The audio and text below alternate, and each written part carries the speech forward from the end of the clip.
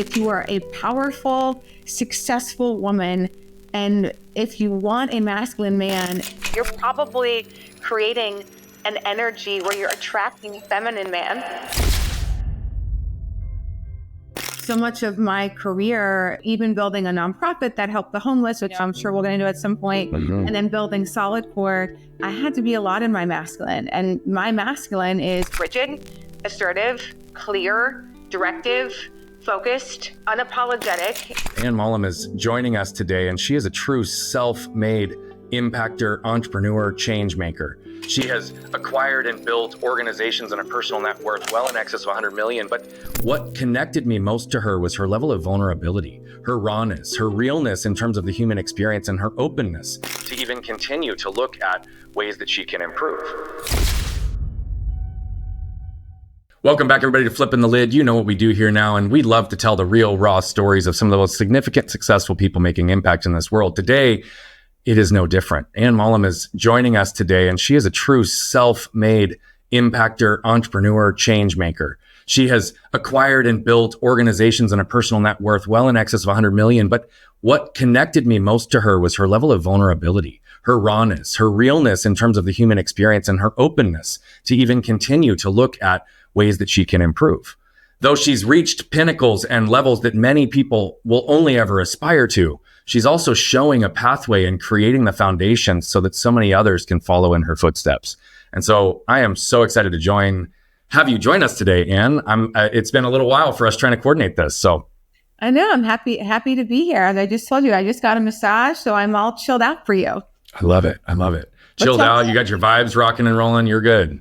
Yeah.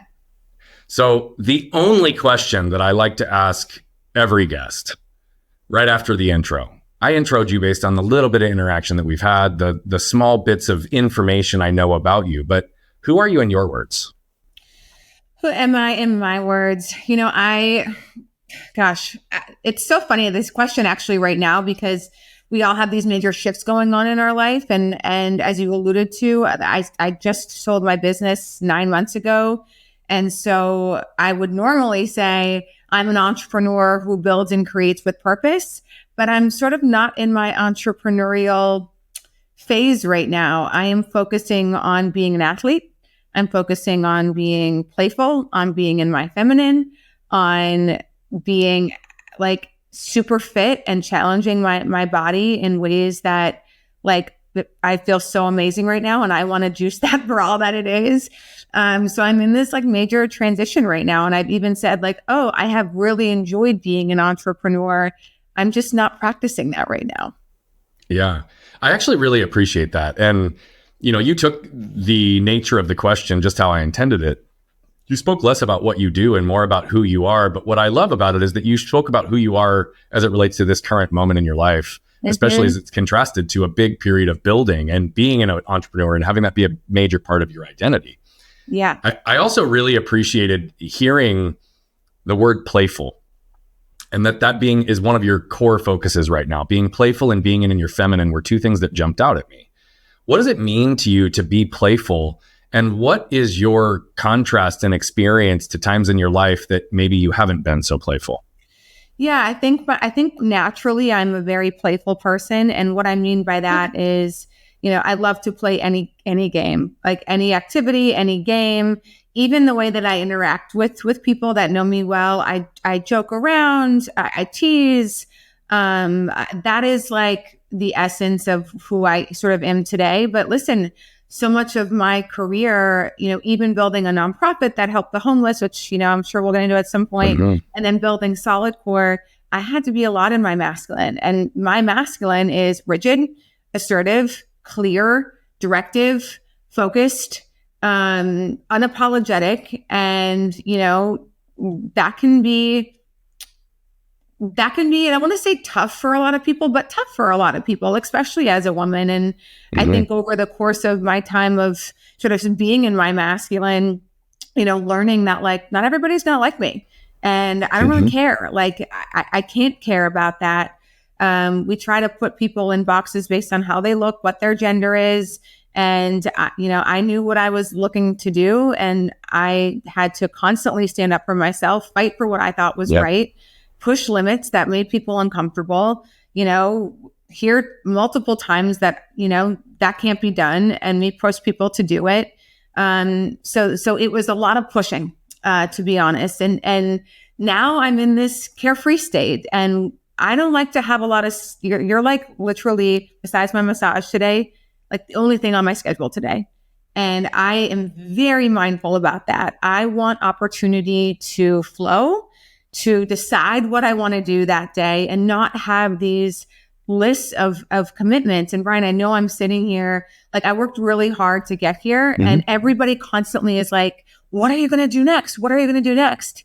And I remember feeling like, this thing will never end, will it? Like, if you don't let it, it's always just achievement, bigger, more. And, I'm happy to talk. I haven't really talked about this, but I shut down a company that I started this year already. And there are some other bigger reasons why I shut it down. But a big reason of thinking through how much it was going to take to get it where I want to go was, I'm not willing to sit on phone calls and meetings and do this for 10 more years. And then I'm 53. And then I have all this opportunity right now to step into this playful, physical version of me that I've been daydreaming about. And I almost kicked the can down the road again. And I'm like, no way, I'm not doing that. So what's next is like, whatever the day brings. Yeah. I mean, I think it's a really beautiful place that you've gotten yourself to, and to be able to have the financial freedom to be in a position where you truly that can look like anything for you, which is a beautiful thing. You've earned it, you've put in the work, and you've gotten there. It is interesting though to hear, because as I hear you talk, it almost sounds as if there's this suggestion that both can't be true, that you can't be a high performing entrepreneur and somebody that finds playful, creative freedom and flow in life. And I would argue that for many people, it has not been possible or has been capable to be true for one of the reasons that you embedded in there, which is just this concept that so many high performers have learned to receive love, validation, and connection through performance. Right? It's always about the actions that we take and the things that we do and how we show up for others. And so maybe help me understand that kind of dynamic between can both exist for others, for you, and ultimately, regardless of what's next for you, why is it so important for you to be in this state of flow today over any other period in your life? Yeah. So you were on my podcast before, and we talked a lot about sort of our upbringing and childhood. And I've done my fair share of work on that. So growing up, my mom is beautiful, and she was beautiful when back in her 40s and fit and had her shit together and all these things. And my parents' relationship still didn't work out. My dad had, unfortunately, succumbed to gambling addiction. He's had a fair share of addictions. Yep. And then there was infidelity. And I was like, oh my God, in order for anybody to love me, I have to be extraordinary. Here's my mom, she's all of these things. And my dad is still choosing, to hurt her or to not whatever. I didn't know the whole story back then, but that was my frame of reference. And so it was, I'm going to be extraordinary in every single aspect of my life so that nobody will hurt me. And that's a real fuel right there. And I think a lot of people, maybe they don't know it, but if you think back to your childhood, whether you didn't have love or he wasn't loved in the way that you wanted, and can kind of piece some of these puzzles together. But Brian, I was my ambition was whoa, ever since high school and college. I graduated college in 3 years for no other reason than to be different and impressive. To say you can do it. Just because it's no one else can do it. I can do it. And then I'm different. And then I'm unique. And then I was like, I'll run a marathon every continent. I'm running marathons anyway. Why don't I up the ante? No one's doing that. And it was just these check. I'm better than you. I'm more interesting than you. And I thought that's what's going to get me love, and nobody will leave me. Well, what it gets you is you create distance between people, to be honest, because you're so focused on staying on this pedestal that you can't get close and intimate to somebody, because that's the opposite of vulnerability, right? Is this pedestal place. So listen, I think there's a lot of that and I also learned that I have some addictive tendencies myself, and I really don't know how to do things in a moderation that other people seem to master. And I'm frankly not upset about that. I've been really successful in ways of applying that to my life. That's worked for me. But I get that question by entrepreneurs a lot of how do you find work-life balance? And I'm stop looking for it. listen, when you're being an entrepreneur and you're competing in that space, I think a lot of my success was like, I just outlasted people. I was willing to push, go further. I agree. Like you weren't going to take it from me. There was just no way. My identity, like it meant too much to me. I wasn't going to be loved if you took it from me. So like, it doesn't get more motivating than that. No, I mean, and I really appreciate that you took it there. And again, I don't sit here with any level of judgment based on how you've done it or how others can do it. Yeah. I do believe that it can be possible, but not always in the initial rise, right? Especially when you're going through the motions and you're learning. And by the way, I don't believe in balance. I don't believe in work-life balance. I believe in work-life integration, right? And if you understand the things that are most important to you and you can prioritize and ebb and flow between them, then your life can generally flow better. But it also depends on how big you want to go. What is your goal? What is your aspiration, right? It's all within context of timing and risk tolerance for anybody. Yeah. And understanding where and how they're going to trade off or sacrifice or invest or however you want to call it in terms of our time, energy, and attention. And so I just appreciate the vulnerability and the rawness and saying, I knew no other way. And yes, by the way, taking away my entrepreneurship was also taking away my ability to receive love at that portion in time in my life. So that's extremely powerful. You know, you also said a minute ago, and you've talked about it now a couple of times, is this kind of integration and I don't even want to use the word balance, but this dynamic between your masculine and feminine self. I believe that we all have masculine and feminine elements to us. It's just a matter of, are we aware of them? Are we understanding the strength in them? And can we utilize them? You know, were your process and approach to live and exist more in your masculine a conscious choice, more through survival? And how have you learned to be able to identify the different energies in yourself so you know which one you need to be in at the current time? Yeah, I think this is so important for both males and females because we hear the word masculine, feminine, we think, oh, you're a female, feminine. Oh, masculine. That's not exact. That's not what it means at all. Not at all. And, you know, I didn't understand this stuff growing up. And I didn't understand this stuff until I was in my mid 30s and went through a really bad breakup and had to do some real work on like, what was my contribution to this breakup? And I wanted to be with a really masculine person. At least that's what I'm attracted to. You know, I'm attracted to masculine traits, but like I created no space for anybody to be masculine. I was masculine energy all the time. And just like, you know, you need to deal with that female empowerment and blah, blah, blah. And like, it didn't work at all. So my mom, Brian, had a ton of masculine energy growing up, and she had a ton of masculine energy from her mom growing up out of pure survival. Yeah. You know, my dad, I love him for who he is. I have also learned to accept the people in my life and focus on their positive attributes. And I can say my dad would be a very difficult man to be married to. And my mom didn't have an assertive, responsible partner, you know, so my mom had to be scheduled, assertive, controlled, dominant in order to, she had for safety. Kids. Yeah, for safety. She had 3 kids under the age of 5 and she was a school teacher. My parents made like 50 grand total together. It's like that was how she showed love. I just didn't get it back then. It was taking care of making sure there's food on the table, making sure I get to school, making sure like all of these things are done. So I adopted that and saw, okay, that's, you know, how I saw my mom do it. And learning about my feminine and understanding why some of my relationships weren't working. After my masculine relationship, I met somebody who was more feminine in nature and he was actually okay with my masculine, but like, that's not what I was looking for. So I had to learn what's my responsibility to create space for somebody masculine with also honoring myself.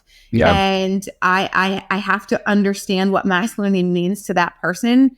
And I don't think I'm engaged and getting married in like, I don't know, 3 weeks. I don't think Brett would mind this, but like I make a lot more money than Brett. It's no secret. We've gone on and talked about it. And it's like, it's a different stratosphere. It's not like 100 grand more. So little things like Brett always drives. Like whenever we go anywhere, he always drives unless I'd be like, babe, I'd like to drive tonight. Like that's the default. It's a way for him to take care. At night, he locks up this house, sets the security system. That is makes him feel protective. Like at dinner, he puts the credit card down. We have a shared credit card. It's these little things that like, why would I fight that?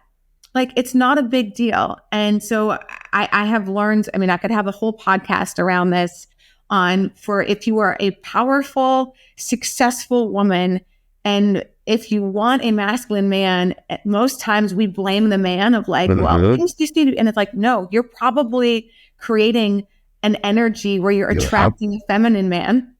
And then you're mad that he's not more masculine, but like you're not creating any room for him to be. Yeah. And I love talking with you. Being a guest on your show, it was beautiful to be able to understand how you ask questions and how you engage, but how you respond to questions and engage is equally, if not more powerful. You have a very high level of awareness, and you're also very real and raw in the fact that you still have shit. You're still working on shit. Life is things that come up and we deal with them in front of us, right? But I really do appreciate your vulnerability and rawness so far already, because you're using words that are so accessible for others, right? These are all situations that we all interact with and understand. And so for you to even use your current relationship and highlight the dynamic and contrast real time to what that means, it's so significant. And I really appreciate, and that's why I was saying in the beginning, we all have masculine and feminine energy. We need to understand where they are, where their powers are, where they're interfering, where they're blocking. And you've done a lot of that work and continue to. You also have a really big heart, and that's obvious. I can feel it. It's like palpable in your presence. And I know that you've done a lot of philanthropic work and you care a lot about helping other people. Maybe give a little bit of insight to what led you down that path to want to give at the level that you have, and especially in tandem with the level of ambition and success you've also had. Yeah, I think it comes from first for me for healing. Again, my dad who hung the moon for me, like there's just something about my dad. He had a horrible upbringing, Ryan. And I think my dad wasn't given a fair shake, and he's always the most positive and smiling guy in the room. He has made his fair share of mistakes, but he'll give you every bit of what he doesn't have if you need it. And, when my dad's addictions tore apart my family, 10 years went by and nothing good came from it. Like literally nothing. Like my parents got divorced, caused me to have all kinds of issues with my mom and with my dad. And like, just kind of ruined my idea of what I thought my parents' marriage and childhood was like. And so 10 years passed and I'm, running to heal myself. It was my go-to exercise. And I just felt like I could fly when I was running. And I passed a homeless shelter that I passed hundreds of times. And I start to take notice at the guys. They notice at me. We start to wave at each other. And I'm like, why don't I start a running club for these guys? Like, this is so simple. I live right here. They remind me of my dad. And I think if running can help, it can help. It doesn't matter if you're white, black, rich, poor, homeless or not. Yeah. Like it can make you feel so in control of your life. And it creates massive momentum. So I was completely lost at this point in my life. 2 years of just like, I don't know what I'm here for. I didn't really have any purpose. I was starved for fulfillment and just like desperate to figure out what I'm here for.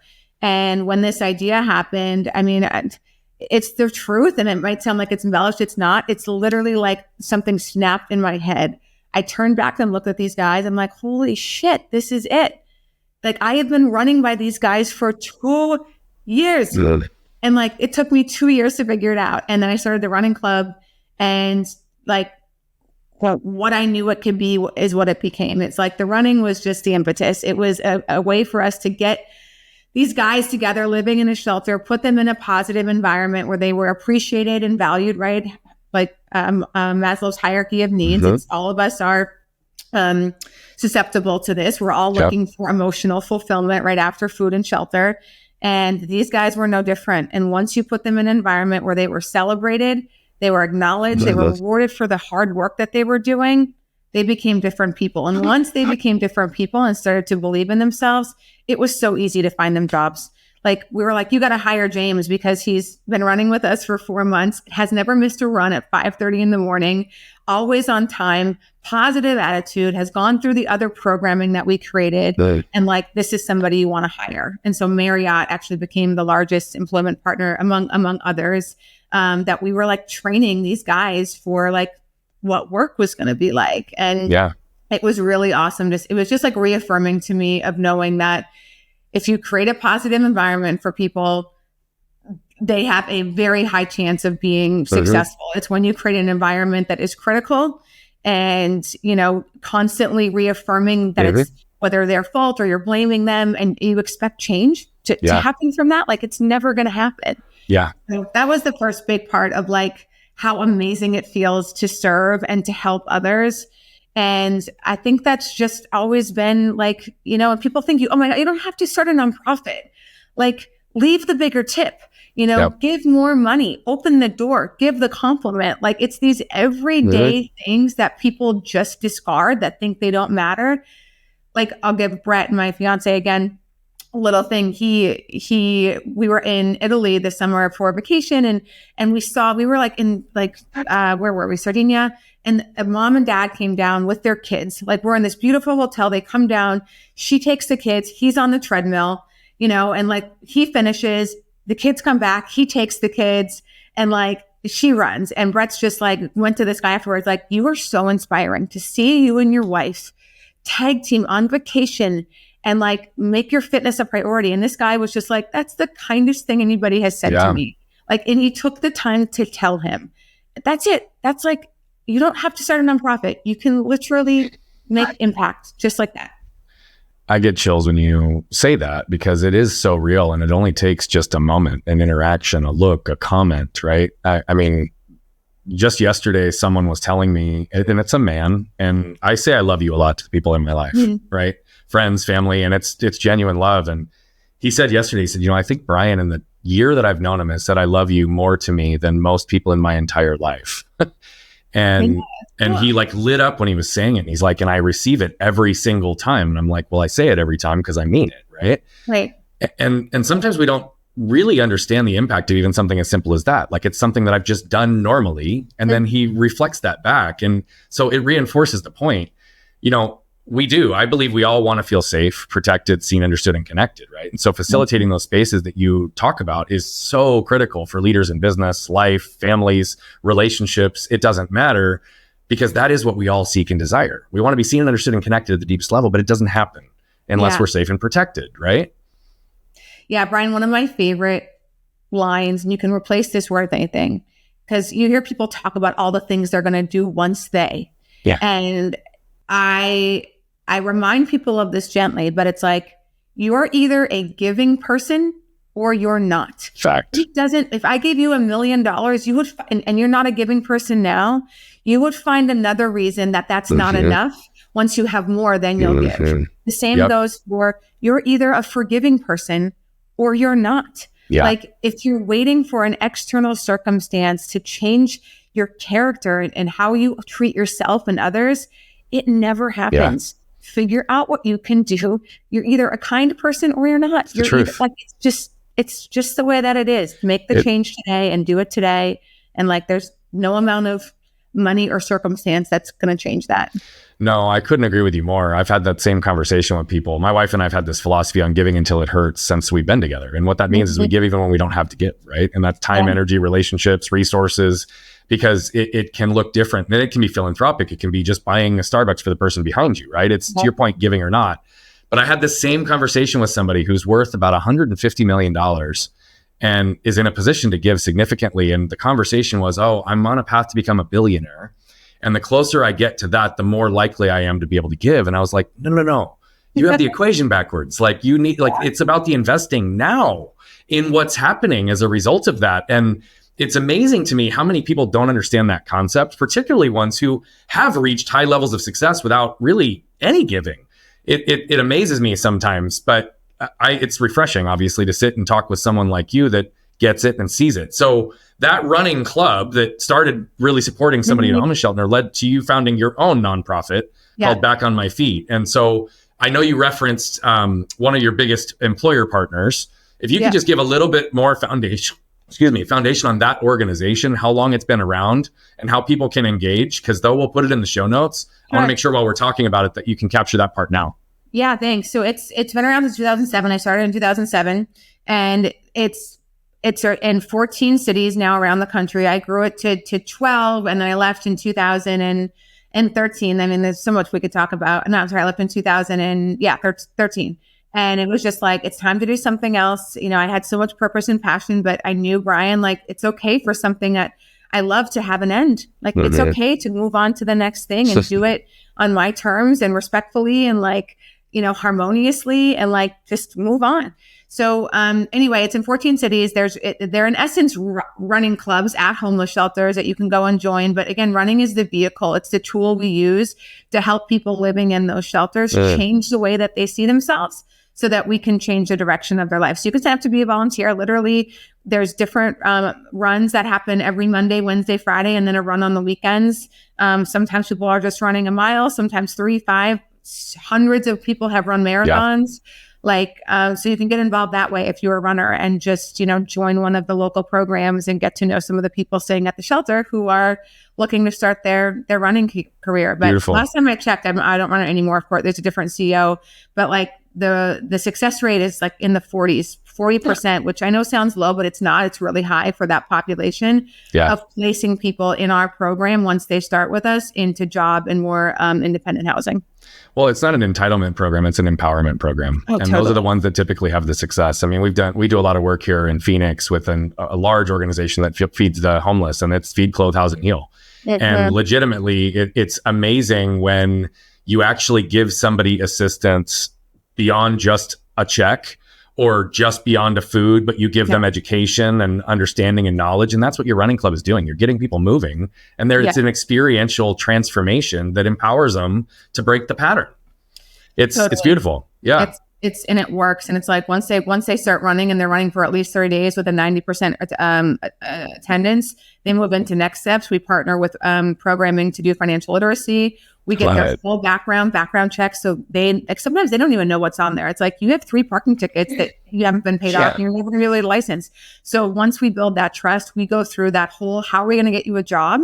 And it's financial literacy, it's the programming, it's the background check, it's what's your financial situation. I mean, what's your family situation? I mean, everything.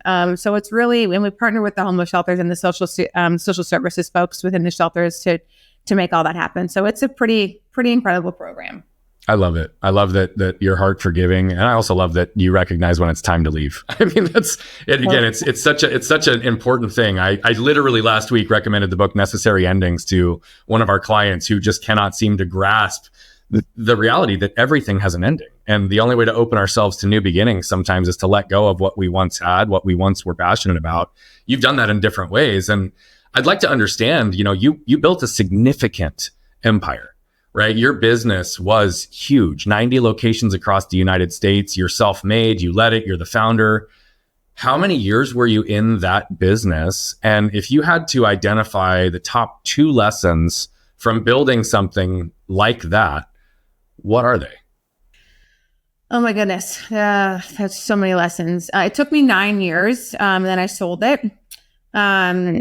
So started with one. And then of course we went through COVID, which is some of the biggest lessons I'm really grateful for COVID, honestly, because I learned a lot. I know a lot of people had a lot of, pain and lost their lives. So, please don't take that as I'm grateful it happened. But from my entrepreneurial journey, like I learned so much during that time. Yeah. Gosh, the biggest, 2 big lessons. So do you want lessons as in how you do it? I'm going to leave it completely open-ended to you. I want to know your lessons as the founder and one who built it.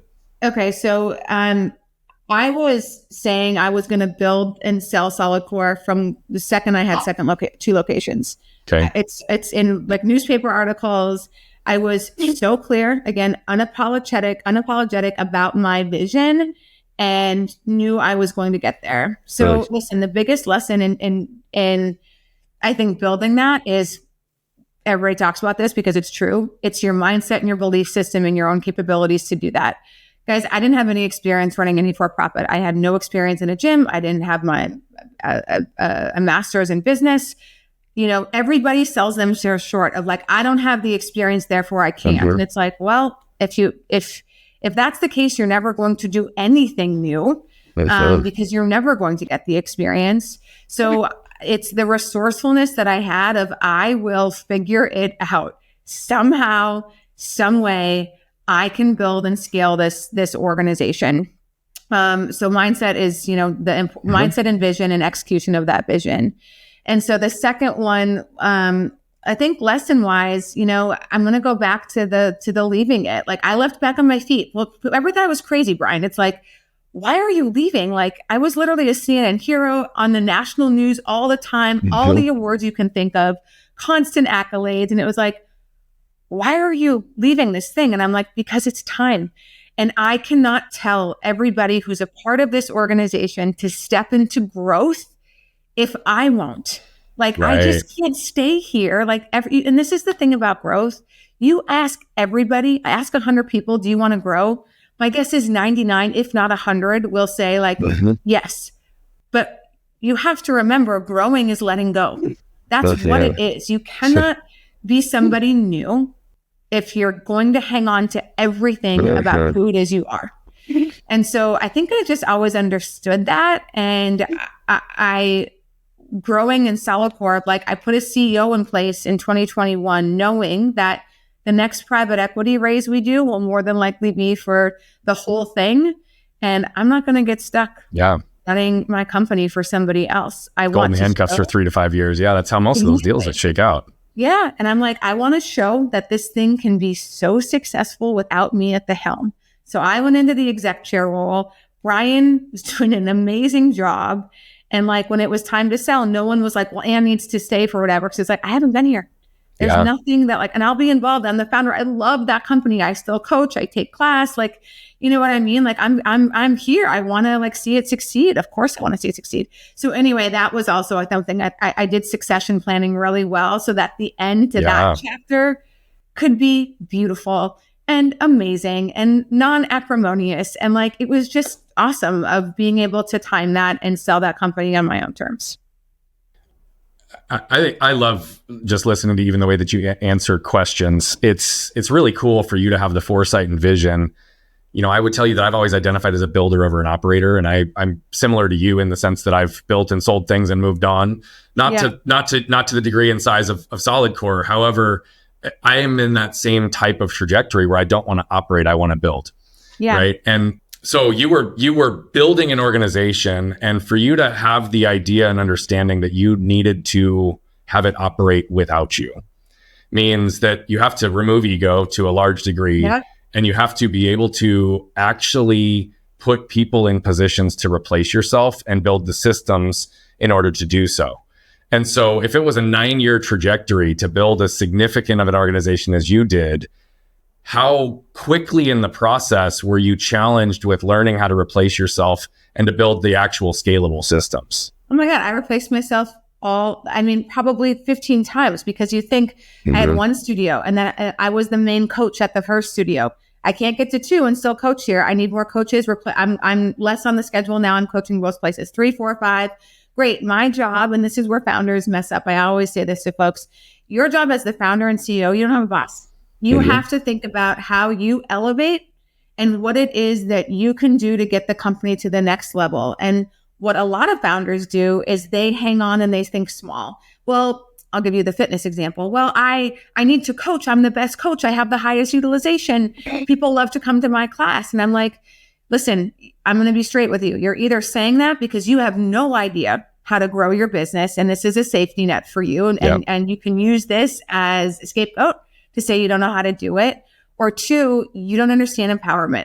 Like, you have to empower the other coaches. You're never going to, like, do you understand that, right? You're never going to get to 6 studios if you're going to tell me you need to be coaching because people come to your class most. How can you build a company that way? You need 100 coaches that everybody loves. So I think like that's a really important aspect. And then again and again and again. And I hired my real C-level people in 2017 of like real talent. And Brian was a part of that. And then I saw like this guy's very talented. And so I promoted him, to president. We worked really closely. We're frankly, Brian, very different. And that's another thing about the ego. What people normally, we hire people like us. Massive mistake. You have to learn to look and be like, you know what? I wouldn't do things that way, but that's okay. That's good for business. Oh, I didn't think of that. You know what? That is a better way. Like most people's ego. And again, people won't admit this. I had a massive ego at back of my feet. Like I was like, oh my God, everybody thinks I'm so amazing. Like, and then once I got that in check, I'm like, this is exactly why I need to leave. If I don't leave, this organization won't survive without me. Yep. And I'll probably get too attached to it that I won't know who the hell I am without it. And so it was like, this is the perfect time for me to go. And Solidcore, again, was just more of that. Again, I knew, stayed clear to my vision. I can't sell this thing if I make it about me. Yeah. If it is, the founder is so ingrained in the marketing materials, the community, the culture, she's in all the meetings, nothing runs without her, then like, I don't want to sell my business at all. I just want someone to stroke my ego and tell me how important I am. Yeah, I again, that distinction is very, very clear, and I'm happy that you were able to articulate that in the way that you did. You know, you are an inspiring person, and you continue to do work. You even said it right in the beginning of the call. It's, man, I'm working on these things. I'm working on being more playful. I'm working on being in my feminine. I'm working on better understanding these things. You're 9 months out from selling your company. You have shifted into a place of life where you're able to experience more joy, freedom, and fulfillment and design it in the way that you want. Where are you still protecting yourself? That's a great question. And I feel, I'll tell you what, I have been working really hard to push myself into a constant state of abundance. Even after I sold, it's like, there was a few months there where I was like, oh my God, I have to hold on to all this money. And like, I felt it. And I'm like, this is so opposite of how I've been. What's going on here? Like, do I think someone's going to come and take it? Like, I know I'm not going to spend it all. Like, I trust myself. I'm good with money. Like, where is this coming from? And I think it was coming from my masculine, Brian, of like, having to fight so much at private equity meetings and like be like, no, I'm not taking that deal. Like, this is what this company is valued. I think it was the fight for valuing myself around money all the time, particularly around men, if I'm being honest. Yeah. And I sort of felt like, oh my God, now I have all of this and I need to protect it. So and I worked through that. I worked through a good amount of it by giving some away, by spending it. And like learning more about investing. I knew a good amount, but like I still have a ton to learn there. Yeah. And I was just like, I need to educate, because I don't want to live in a state of scarcity with anything in my life, with knowledge, with love, with generosity, with money, with vulnerability. And I started to read more about abundance, scarcity mindset. People who are scarcity mindset lead and live from a place of fear. Like, bingo. There's only enough for me. Like, they constantly just like think about themselves and everything is inward. And I'm like, that's just not who I am. So like recognizing there was something about that came up. Let's do the work here. I read the book Die with Zero. If you haven't read that book, you know that book? I love that book. Yeah, it's good. So same, like even my will, like I've given my family and cousins like a lot of money. And I'm like, why would I wait till I die? Good for you. Like, one, I'm going to outlive most of them. Two, they're going to be 80 or 90. This is stupid. I want them to enjoy it now. Yeah. And like, if I want to give, I'm just going to give it now. There's no reason to wait. Yeah. I mean, I think that's for your ability to even see that and talk about all that as quickly as you just did. To your point, I think there's even ego on the other side of getting money. And it's interesting how after even a big payday, for lack of a better term, right, that has been something that's been a culmination of a decade of specific, intentional, clear vision and work, but a lifetime of learning and investment into it. What's interesting, and I would love to just explore this exact piece a little bit longer. You knew you wanted to build something to sell. Did you have a number in mind 9 years ago? And when you got your exit and your buyout, I'm assuming, given the fight to get valuation, you got the terms that you wanted. And so by getting those terms, how long after the deal was inked and signed did you actually allow yourself to accept that you were operating from potential scarcity or protection financially again? Yeah. So one, I was taught this lesson early on in building Solidcore, which is that money doesn't lead. It follows. Yes. So I didn't focus on the amount. I focused on the number of studios. And I was like, I can build this thing to 100 studios. And if I do that and I make sure that the studios are operating well and well run, like there'll be enough money. Like that is my goal. We literally sold at 99 studios. That's Like, amazing. the 100th studio opened 2 weeks after I sold. That's amazing. It's just crazy. So yeah, it happened. Yes. And I was very happy with the deal that I got, of course. And I was happy because I remained the controlling owner of the business. Like, there was no deal if I said no deal. And that was really powerful for me. And like, I was really clear whenever raising money, I only took minority partners so that I got to say when I was done and when I was selling my company. And I also loved my private equity partners. I want to say that everybody has bad experiences. I didn't have any bad experiences with my private equity partners. So there are good ones, just to be clear. There really are. And Brian, you also have to have expectations. Like, you take private equity money, you need to know these guys are looking for a return. And if you expect something different, that's on you. And that's taking money from anybody or any investor, not just private equity. If somebody's putting money in the game, they want to see a return, which puts a different level of pressure in the game as well. And they're not bad people. Like, that's what you were promising them a return. Like, that is what they're doing it for. So there's that. And then the scarcity mindset happened pretty quickly. And I dealt with it really quickly, which I'm proud of it. I sold in April and I kind of spent June and July, like in this, even talking to Brett. And I was like, something's going, like, I don't know where the scarcity, like, I have to do some work here. My therapy sessions were around that. I'm like, this is coming from somewhere. And I do think it was just this, I fought so hard for what was mine. And then once I had it, I felt like I had to hang on to it. And I'm like, no, like, now I get the great part of sharing it and doing what I want with it and learning about investing with it. And so, it was a really good lesson for me. But the state of abundance thing, I tell people, it is the best gift you can give yourself. I have a mom, and I've talked about this before, so I don't think I'm overstepping. A lot of people just squirrel their money away and they get it by saving. And so when they finally have a nest egg, they never do anything with it because they had to work so hard to save it. And you live like you don't have it. And I'm just like that. I'm like, I don't want to live like that. Yeah, I agree. If I want to take my mom and Brett and my mom to Wimbledon and fly first class, like, I'm not going to bat an eye. Like, I want to go be able to do that. And I will not fall into the scarcity mindset. I will work my butt off so that doesn't happen. It's something that I have dealt with in my life, in my businesses. It's something that I've worked very, very hard on. I would tell you that I'm way further along than I've ever been, but there's still layers, right? I would tell you that I live in abundance 99.9% of my life right now, but that 0.1 can still feel really shitty. And so it's a matter of just really trying to pay attention to what is real and what's not. With when money, does it? Yeah. Say that again. Yeah. When and where does it happen for you? What I would tell you that I've had to do a lot of work with my relationship with money in these last 2 years in particular. And I've made a lot. I've spent a lot. I've invested a lot. I've lost a lot. Right. And I will make a lot again. Like, I know my ability. I know where we're going.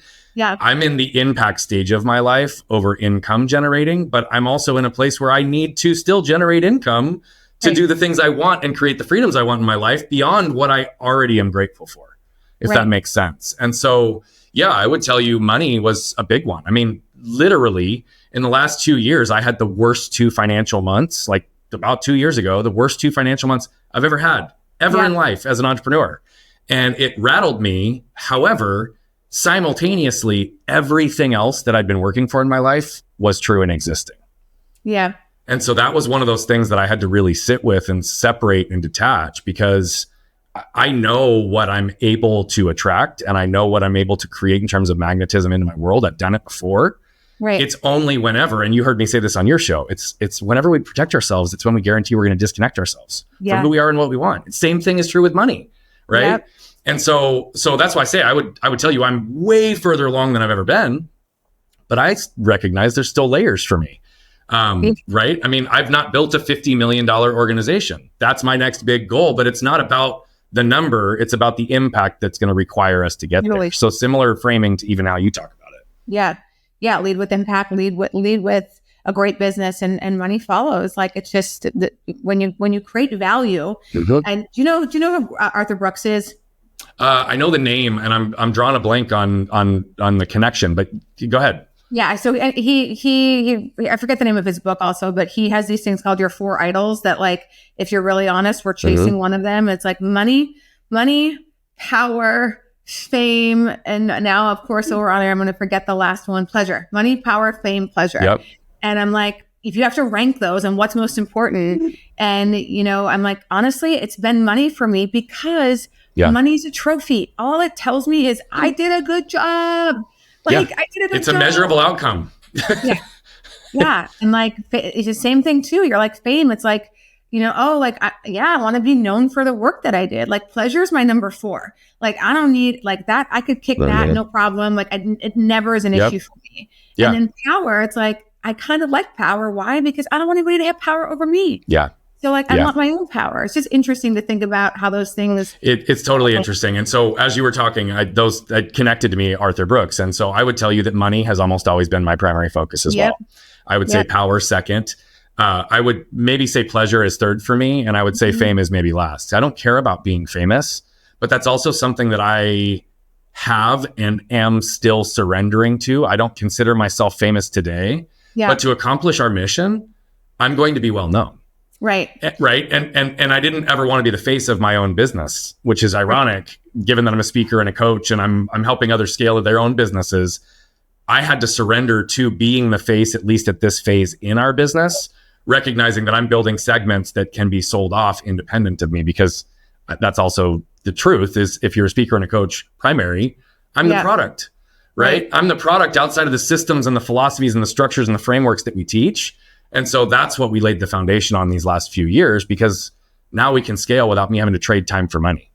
Yeah. And that's the graduation. It's like you talk about growth. It's like when you're like, okay, cool. How do I was just talking to Jamie Hess, so I know you know too. And like, it's like, how do you do that? If it's all about you, there's only so much you that can go around, and figuring out how to, again, you want to trade. I think what was the saying? Like, you want to trade money for time, not time. That's right. That's right. And I learned that in our last business and in the original stage. And so moving industries, moving focus, moving complete business strategies and plans. What's interesting is a lot of the old lessons that I knew, I didn't necessarily apply to the new space, even though they were still universal truths around business. Yeah. And so that was part of my evolution as well in exiting from our last company, was that realization and recognition, which is just, I had to become the face, but I also had to recognize the importance of system, structure, and all of the above. And I drowned myself in my own work because I was so good at selling coaching to one-to-one intensive, high-performing people. Yeah. I booked myself solid, and then it drained everything out of me because I was investing in building them, which, by the way, my wins are other people's wins, but it's still one of those things that, again, I'm not building this business to feed my ego. I'm not building this business to make me feel important. I'm building this business to create the quality of life that I know is possible for myself and so many others. And I'm building this business to impact as many lives as I possibly can, working with as many cool people like you alongside me, because it's not going to happen alone. Right? Well, what a beautiful lesson you learned.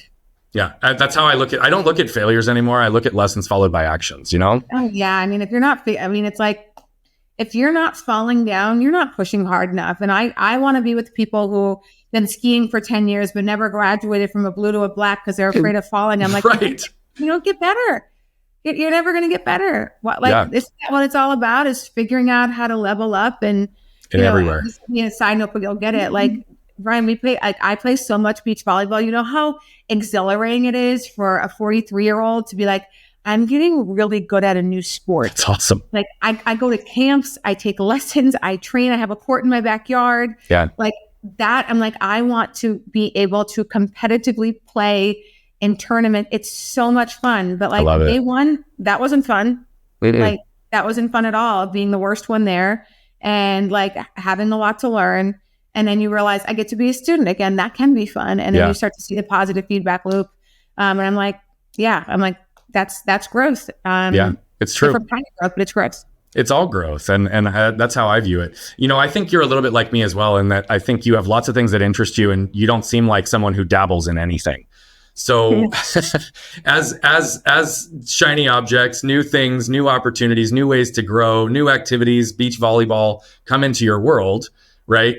How do you go through a process of selecting what you think is ultimately going to serve you best in that time, given that you can only focus so much capacity at any given time towards anything? Great question. And everybody has to answer that differently in their life, depending on what their priorities are. Yep. So because money is no longer I make more money talking to you and letting my money invested, making money. Like there's really, I would have to build another massive company to generate the kind of money that my money is now generating. And I'm not willing to do that. There's no way I'm trading that time, to do that. So it goes to how much joy is this going to provide for me? And like, is that worth it? Is there any part of aggravation or anything that I'm not going to, enjoy a part of this and I'm going to regret? What's the commitment? Is it like, oh, cool, Brian asked me to be on the podcast. That's an hour. If you'd have been like, hey, Anne, we want you to do 20 sessions, I'd have been like, no, I'm not committing to something that long-term right now. It's not the phase I'm in, but I'm happy to do the podcast. And then I think the other piece is, I just signed with a new speaking agent that I'm very excited about. And like, yeah, the money's good. Like my minimums are good, but like, I'm doing that more for impact. I get so fired up when I can talk to a group of people, which is also why I like going on your podcast. Hopefully people listen to this and be like, holy shit, I can create whatever life I want for myself. And not only has Anne told me that, she's shown me, she's leading by example. She's had 12 different lives and one by the time she's 43.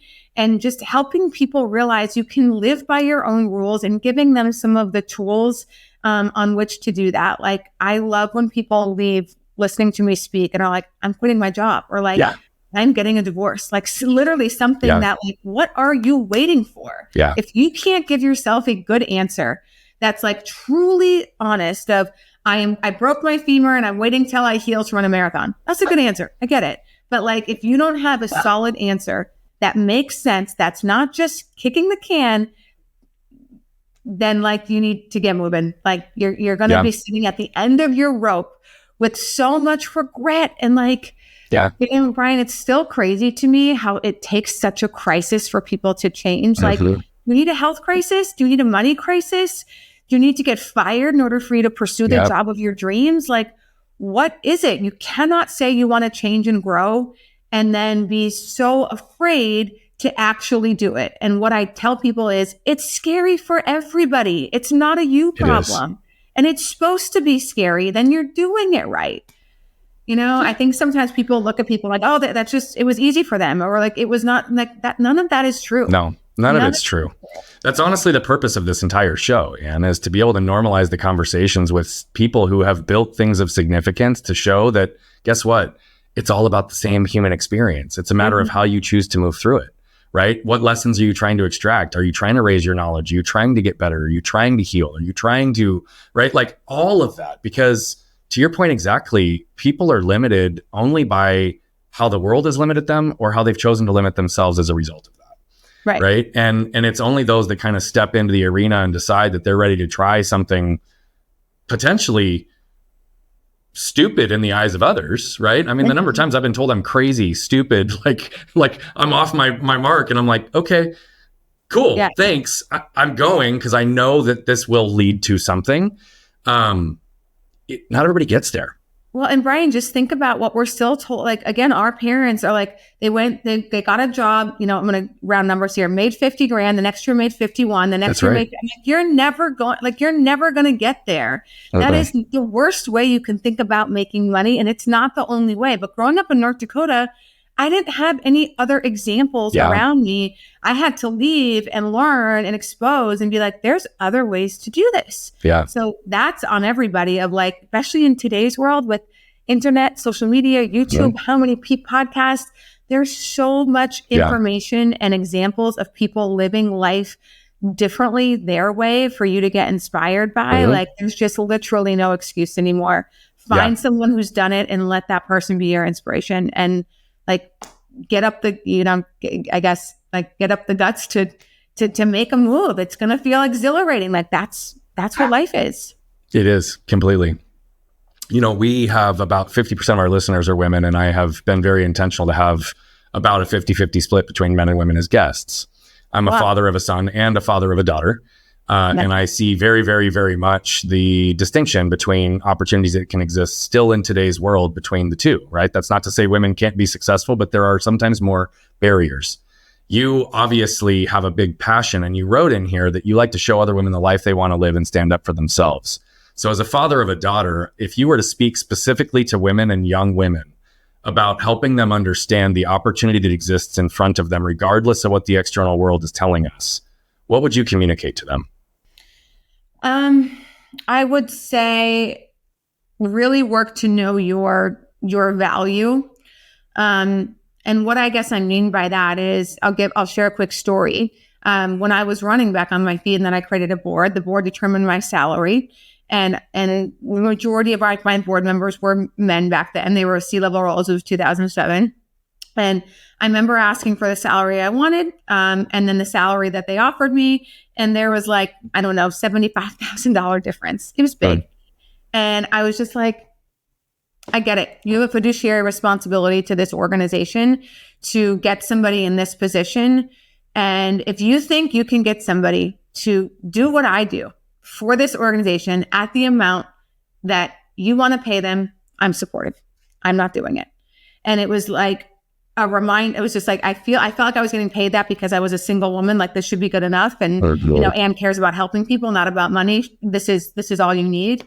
And in that, like, I got everything I asked for. And it was just a reminder of like, I'm not going to be told something should be good enough for me because I'm a single woman. Like, you don't get to decide my value based on what you think my expenses are or what you think anything is. Yeah. You get to decide my value based off of the value I bring to the table.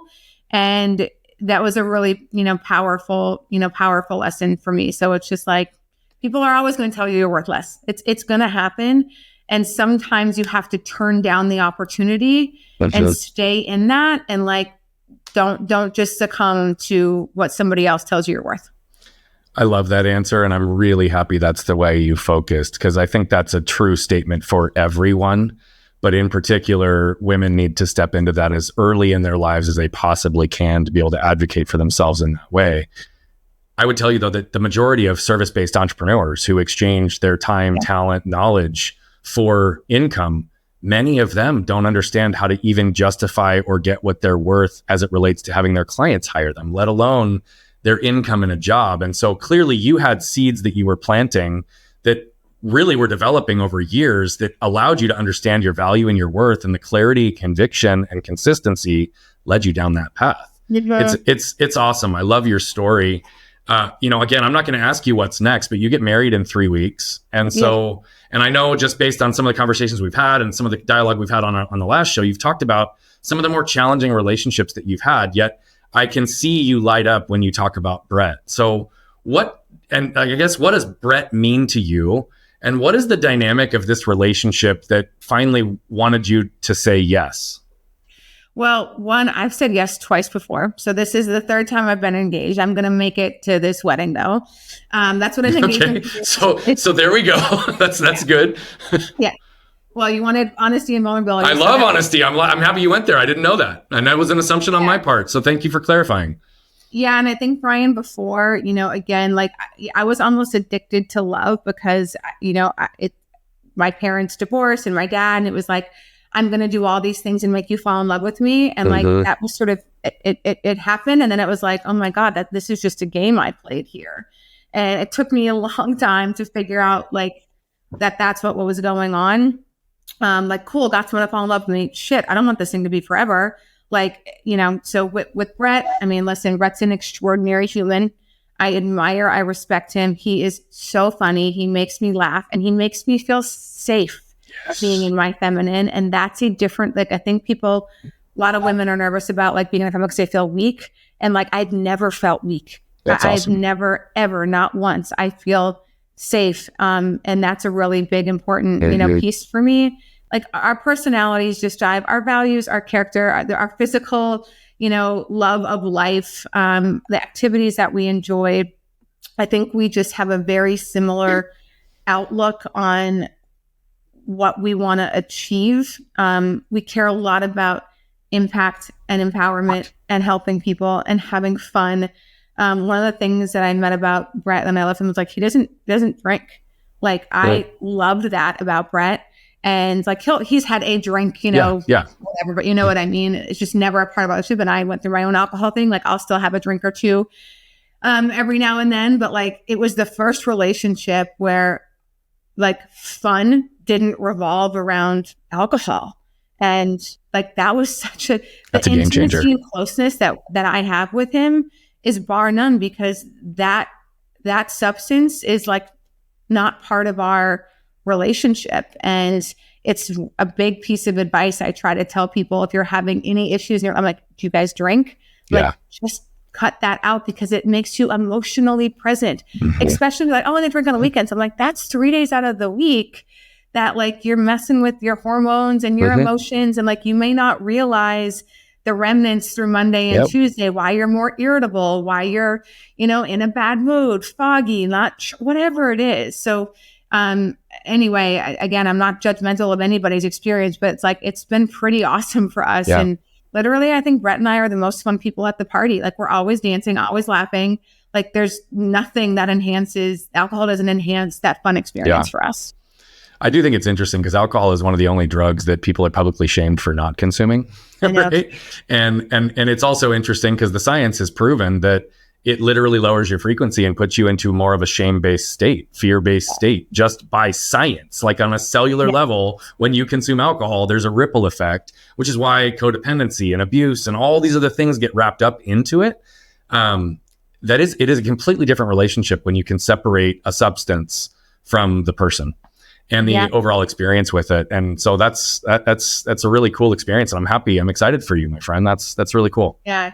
And again, just like someone who, if one of the top, this is another thing, Brian, like when you ask someone Brett's number one thing looking for somebody was like fun. And I'm like, fun? That sounds immature. I'm like, well, right. But like, you think that you're not like hardworking or you're not this or that. I'm like, it's exactly what I needed. Like, we will all of our interactions are like callback jokes or like, it's like, it's a blast.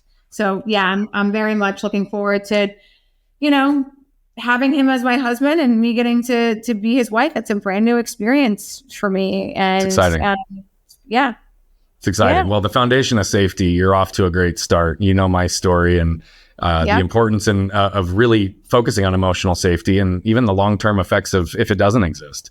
It's a beautiful thing. And I know that based on the foundation you've built for yourself in life and the relationship that it sounds like the two of you have built, you guys are going to have lots of years ahead of you with lots of fun, lots of connection. It's going to be great. Now, can you still walk on your hands for 50 yards? Or is this something you did at one point in your life? I think I can. I haven't tried in a while, but ironically, when Brett and I met, I was like, oh, I can walk on my hands further than you. He can walk on his hands further than me. But yeah, I can still hang in that department. Dude, you might need to like get a video of it and send me a video of it later because I want to throw this in the trailer and show the proof that you've got 50 yards on your hands because that's badass. I can't do that because I don't have a tricep in my left arm. So no matter what I try, I can't do it. But there's many things I can do. But come on, let me live vicariously through you, dude. Okay. I'll take a video. That's awesome. Well, as we kind of come towards the tail end of our conversation, I would ask you to just give us a little bit of insight into ways that people can follow you, your journey, and be able to connect with you, to learn from you, to be inspired by you, to witness some of your conversations from stage. I know you're in an impact stage in life, and I want our audience to know how to be impacted by you. Yeah, one, you can book me as a speaker. So you can go to my website, annemahlum.com, if you are in charge of that or anything, would love to be considered. And the other one is Instagram. It's really the only platform I'm on because, frankly, I'm really focused on living my life and not on my phone and not on a computer and not responding to messages. Like, I'm trying to be very present. You can find me in Miami. You can find me at the Lifetime Gym. You can find me on the volleyball court. But I'm not like willing to put in hours to the phone stuff. And so Instagram is really the only platform I'm active on. It's perfect. Yeah. It's perfect. It's a great place for people to follow, and they will see what you choose to post and engage if and where and they can and how they can. So it's good. You know, as we kind of come to a little bit of a close here, I guess I would ask you to bring us together with a closing thought. We've had a lot of themes throughout today, a lot of things that you've repeated and kind of really hit for intentional impact state. Where do you want to take us, and what do you want us to remember from this conversation? Yeah, I said it before, and I'm going to bring it back, and I'll also give another story. I was in Costa Rica on a yoga retreat, and I was with a prior partner that I had been with for 3-4 years, and like it just like wasn't working. But it was like one of those relationships where like you kind of keep coming back together because it kind of makes sense. And whatever. And this yoga teacher is walking around and she says, you cannot have anything new in life if you're not willing to let something go. And it was just like, I'm breaking up with you. Like, it was just what I needed to hear. And it's always stood with me when I think about growth in life. And everybody has to decide what the way they want to live their life and what's important. And a big part of what's important to me is at the end of my life, when I'm reflecting and looking at, like, I lived so many different lives. I was not afraid to step into different versions. I don't say things like, that's not who I am. I will say, that's not who I am right now. Yeah. Or I'm not doing that right now. I think we try to pigeon ourselves into who we are. And then that's what keeps us closed-minded. We are less likely to see somebody else's point of view. We're less likely to see something in our peripheral vision that might be interesting. So I really think that that's an important piece of information, that people can do what they want. But like, that's how you stay open-minded. You have to keep your belief systems open to being challenged, experiences, opportunities, love, whatever it is. And I think ever since hearing that, I feel like I've done a decent job of knowing when it's time to move on or let go or bring on something new. Yeah. I even appreciate the focus on the who are we. You know, I would suggest, in addition to what you've said, that it's not always just us, but I think the world does condition us to believe who we think we need to be based on who the world's telling us who to be. Yeah. And it makes it difficult because we have a couple of layers of confinement, not only our own, but the external ones that got us there in the first place in so many cases. And I appreciate how you are so vulnerable, so real, so raw. You've shared so much with us today. And I know you're just getting started in your impact phase, and it's going to start with you in all of your fun and all of your joy and all of your exploration of finding that time back for you. And so thank you for carving out time for us today. It's, man, I just really enjoy being with you. Yeah, my pleasure. This was super fun. Thanks for the great questions and leading the conversation. Yeah, absolutely. And for those of you that just watched Anne flip her lid and jump right in, we recognize that we all exist with masculine and feminine energy. What's serving you? What's not? And what is going to be dominant as it relates to where you want to go in your life?